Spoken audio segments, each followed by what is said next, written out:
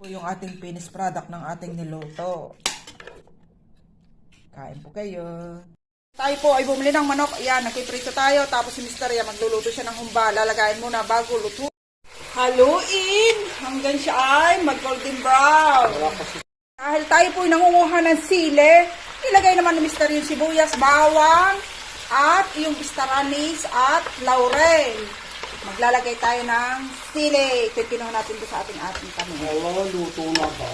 Dahil wala po tayong tawag dito, ay ang pinya at saka ang tawag doon, Sprite.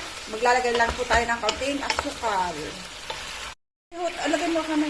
Lagay mo na rin. Ariho ay bulaklak ng saging.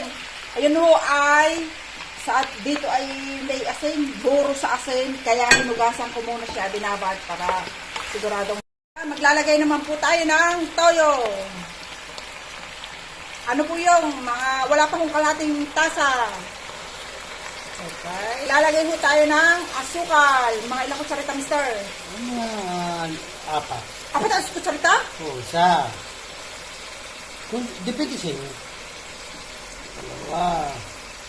Tama na, parang ako. Tatlo. O, tatlo. Tama na tatlo. Tama na kung tatlo. Tama naman siguro aslo.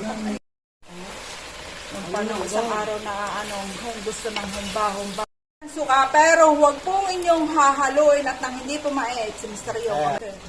Mag-add po tayo na rin sili. Ayun, may tubig pa. Kita ko.